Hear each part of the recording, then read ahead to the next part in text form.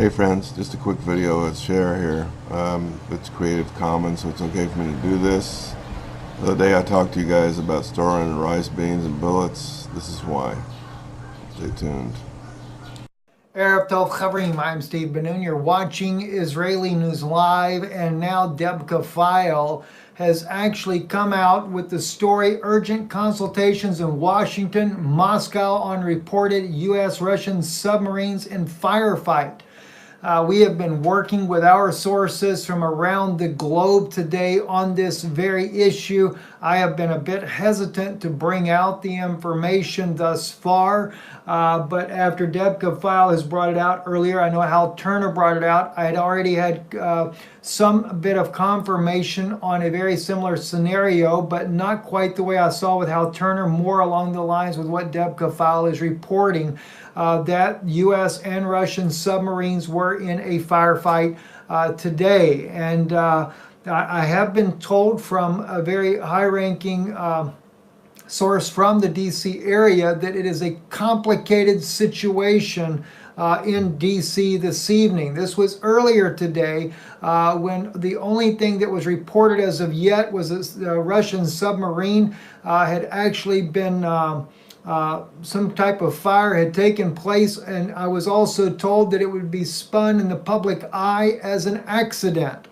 Well, now that news is starting to differ already in the media. RT, though, did do exactly what I was told they would do, and that is that it would be spun as an accident. Of course, the next couple of days will really show just how serious this situation is. I was already getting reports from Israel as well. At the same time, I was getting the report about President Pence, where his plane was stopped on the runway. He was sent back to the Pentagon at that very same moment. We had Vladimir Putin was also canceling his own meetings for the day to meet Shoigu, his own defense minister, about a serious situation with the submarine that was now coming back in port. Of course, this had actually happened on the 1st of July, and we're just now getting these bits and pieces of this story coming out now.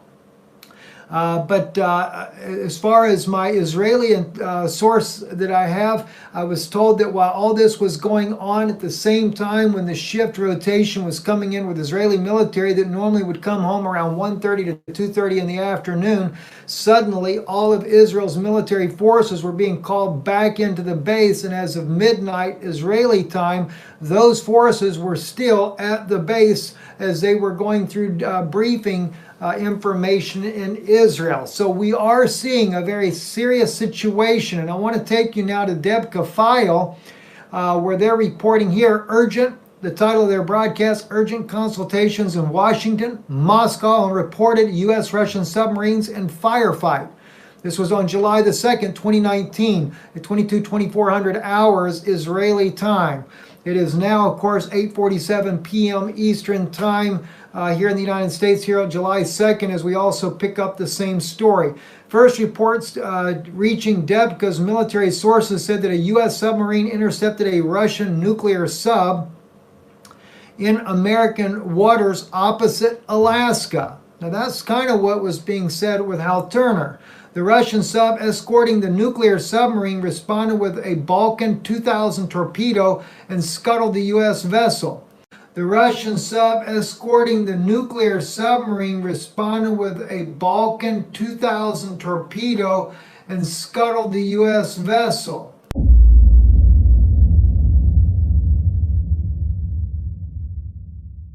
Urgent consultations in both the White House and Kremlin were taking place on Tuesday night. U.S. Vice President Mike Pence called off an appearance in New Hampshire after being called to Washington for a conference call by President Donald Trump without explanation.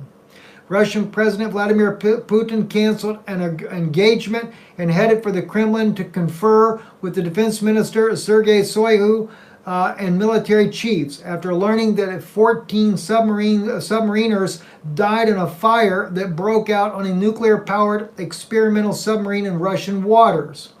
This account carried in Russian media varies in most respects from the first report reaching this site and may refer to the separated incident. They reported between 14 to 17 members of an AS-12 nuclear-powered submarine died of poisonous fumes caused by a fire aboard the vessel. Now, we were being told that 17 people died, 25 were actually injured in this. And on to top it all off, we also know that besides, as we reported yesterday, that the over to Qatar, the United States had moved in 10 F-22s. Now we're also being told that the United States has sent in F-16s as well, Strike Eagles, also to the region there near Iran. And now Israel is talking about going at Iran alone if the U.S. doesn't do it for them. So on every side, the situation is getting very, very difficult.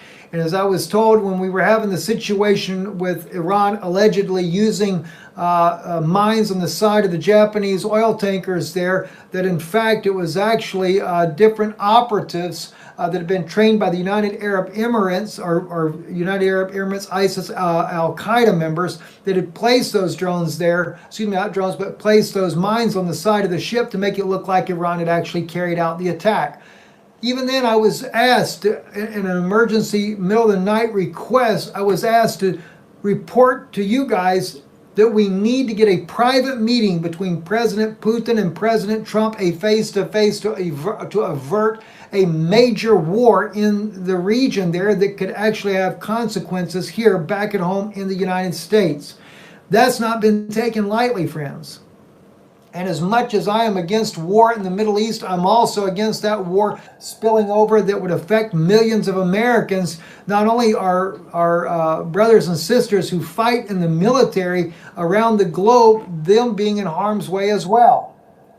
So unless cooler heads prevail, or unless we end up with Bolton dominating the conversation about going to war in the Middle East and dragging Russia into it as well, we're in a world of mess. It also goes on to say the nuclear-powered submarine died of poisonous fumes caused by a fire aboard the vessel. The submarine was described as experimental and unarmed, but often used in spy missions. It is unclear how many of the 25 crews survived. Local media suggests 4 or 5 are receiving treatment in Svesmorsk military hospital for poisoning and concussion injuries. Another news account said the majority of the officers died in or on their way to the hospital.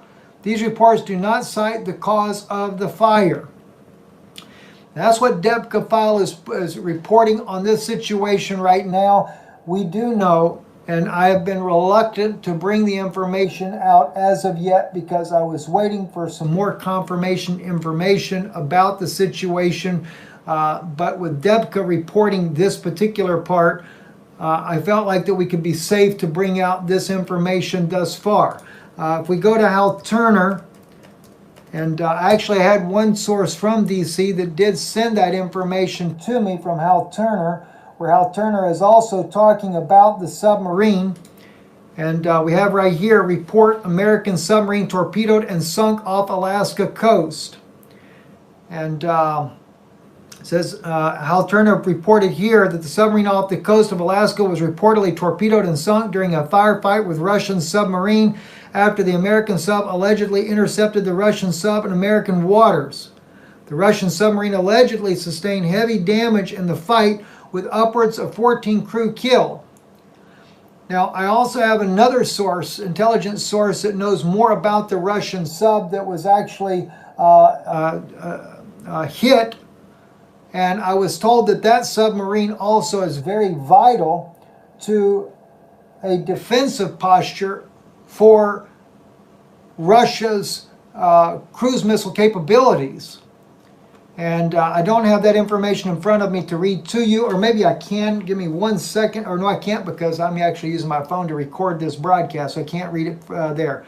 I'll tell you what I can do. Let me do like this here. I'm going to take the screen down for just a moment, and I can give you a little bit more information about that situation there as well. So let me just kind of give you a little update here. The submarine that was actually struck apparently was a counterintelligence sub. It was designed to interrupt any cyber attack to the Russian ballistic missile defense system and also initiate similar attacks.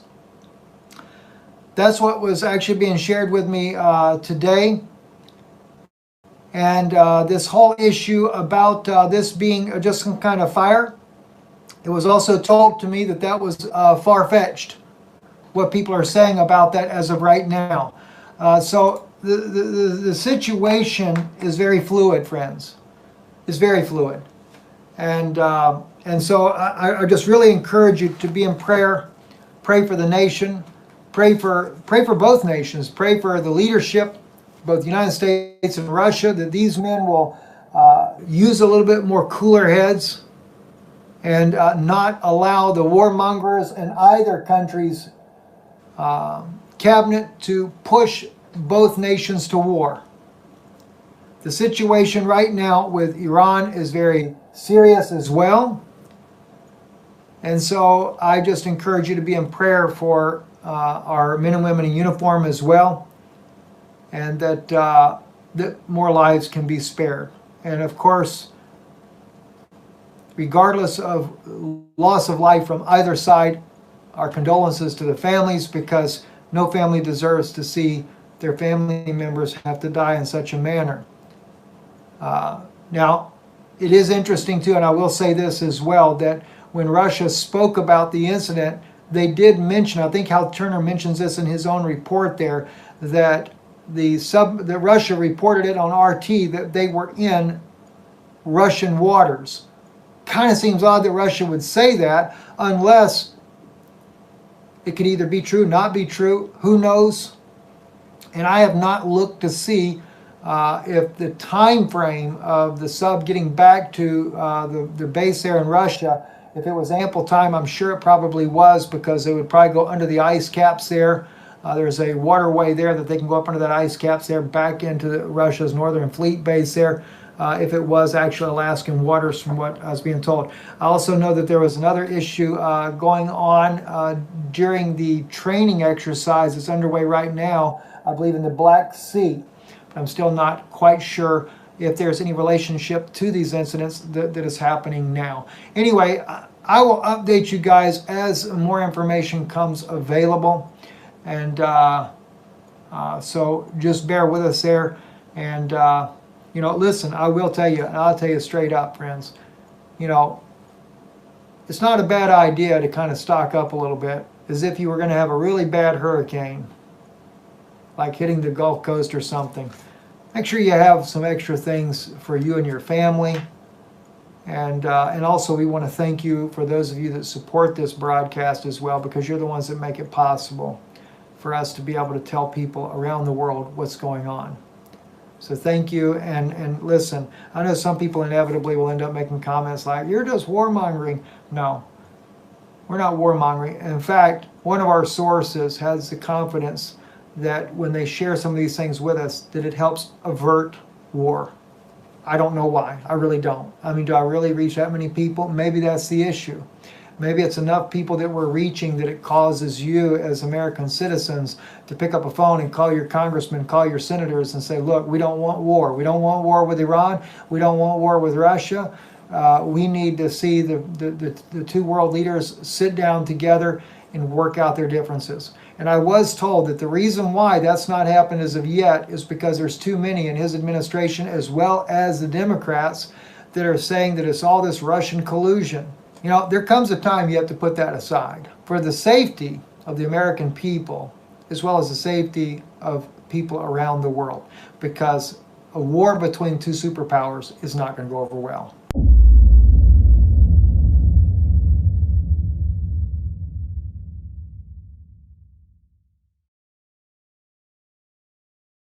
And even the situation in Iran could spiral out of control the same way. I'm Steve Ben-Nun. You're watching Israeli News Live. In a world of Ein Shalom, there is no peace. Good evening. So there you have it, friends. I'm not sure how much of this is factual, but I know that the world is in the grip of the devil, and he's squeezing us for all he can get out of us because he knows his time is short. So I've been trying for years now to push people towards Christ, not follow any man, but believe in the Lord Jesus Christ, follow him, keep his commandments, because he says if you love him, you keep his commandments. And there's too many Christians these days giving lip service and not really living it out. It's like life insurance. They say, I believe, I believe, I believe, but there's no fruit. And that said, I want to thank those that have helped us, and we do the best we can do to help others, and that's what being part of the body is all about. Now, I might be the rear end of the body, but I'm still part of the body, and every part of the body is important. So with that, appreciate your position in Christ. Do the very best you can, because we're all going to be accountable. With that, I love you. Have a good day. Stay close to Jesus. Store some rice, beans, and bullets. Stay close now. Bye now.